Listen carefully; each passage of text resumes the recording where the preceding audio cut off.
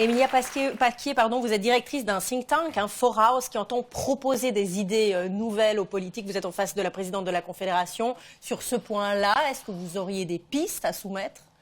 J'aimerais revenir sur un point que vous avez nommé, Madame la Présidente, qui a regagné la confiance des gens sur la question de l'Europe, sur la question de la globalisation. J'ai lu récemment que la normalisation des relations avec Bruxelles, justement cette question européenne, est une de vos priorités pour cette année-là à venir.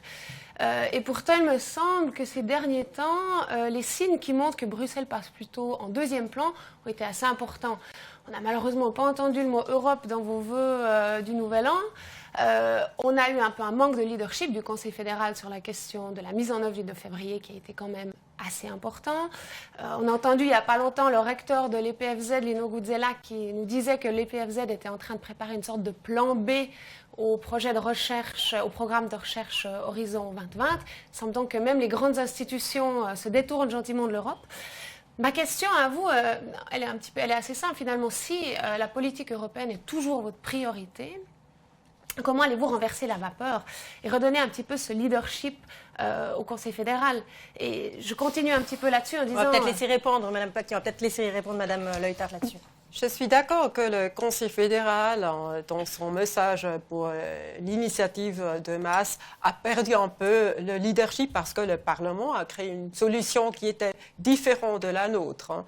Nous se sommes concentrés sur ces discussions avec les responsables en Europe et on n'a pas trouvé des solutions. Alors finalement, je pense quand même, aujourd'hui on a une solution, on défend cette solution et ça nous permet quand même aussi d'avoir accès au Horizon 2020 et je pense aussi après cette année, on va développer une piste, une certaine roadmap, comment on va continuer parce qu'il faut un accord cadre pour avoir l'accès à d'autres marchés.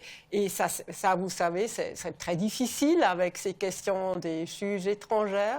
Alors là, je pense que le Conseil fédéral va revoir toutes les pistes qu'on peut développer. Alors cette année, c'est pour nous vraiment une année de normalisation, mais il faut attendre aussi si on trouve le temps, parce que vous savez, si on commence les négociations avec l'Angleterre, on sera bloqué de nouveau. Alors il faut vraiment chercher en parallèle un peu les possibilités pour la Suisse. Et dans toutes ces discussions sur la migration, on va naturellement aussi s'impliquer. Alors ça reste une priorité, mais normalisation, je ne pense pas que cette année, on aura beaucoup de solutions pour présenter. Justement, vous êtes contente de cette solution qui a été un petit peu bricolée par le Parlement, ou est-ce que vous ne pensez pas qu'on arrive à un moment où il faut vraiment décider sur la question européenne et sur ce qu'on veut? Ça va venir, mais il faut trouver le bon sujet. Et quelle est la question? On peut pas, le Conseil fédéral peut dire « Ah, maintenant, on fait une votation, vous êtes pour les bilatéraux, oui ou non ?» C'est pas possible. Il faut ou avoir un article constitutionnel, une loi, une initiative. Alors, il faut regarder vraiment quelle est la question. Et ça c'est pour nous des discussions qu'on mène. Croyez-moi, on a ces discussions pendant des heures. Mais je pense... Et ça ne fuite pas. Non, normalement, si on n'a pas des papiers, ça reste confidentiel. Emilia Paquier, un dernier point. Vous faites partie, je le disais, d'un think tank lié à la politique étrangère où vous aimeriez amener des idées nouvelles. On a entendu, le contexte est difficile, le contexte a changé.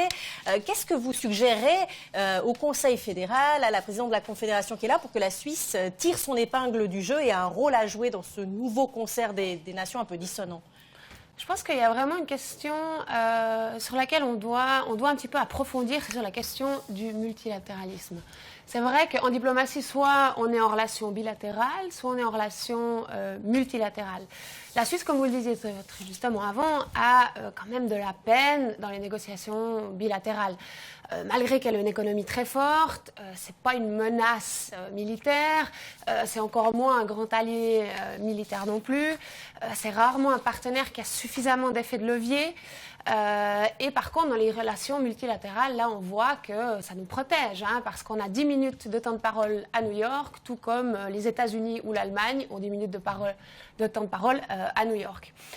Et ces institutions protègent un petit peu la Suisse. Ce qu'on disait justement, est-ce que la Suisse ne devrait pas justement investir beaucoup plus sur le multilatéralisme? On voit qu'on a déjà énormément d'avantages. On a la Genève internationale, on a le WEF.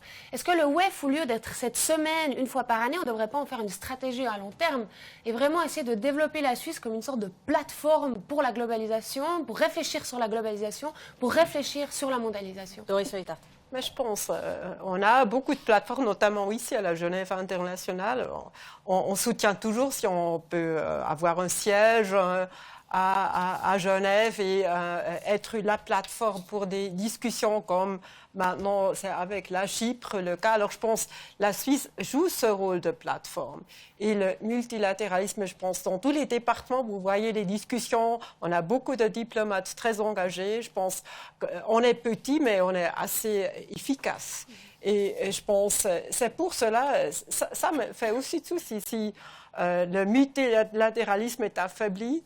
On n'avance pas. C'est pour cela que j'ai aussi évoqué l'accord de Paris. C'était un grand succès pour le multilatéralisme parce que je ne me souviens pas d'un accord d'une telle importance qui était conclu de plus de 190 pays et aussi avec ces diversités entre les États qui existent. Hein. Et c'est pour cela aussi là, il faut regarder les États-Unis parce que l'OTAN, par exemple, joue un rôle majeur pour la stabilité au monde. Hein. Si les États-Unis se retirent financièrement ou aussi avec des troupes, ça aussi va affaiblir la stabilité. C'est pour ça que nous avons un intérêt. Et là, il faut vraiment remercier aussi les États-Unis qui jouent toujours un peu la police du monde. Et c'est une importance très, très, très haute pour toute la planète. Et c'est pour cela que là, on va regarder la nouvelle administration, ce qu'ils vont faire.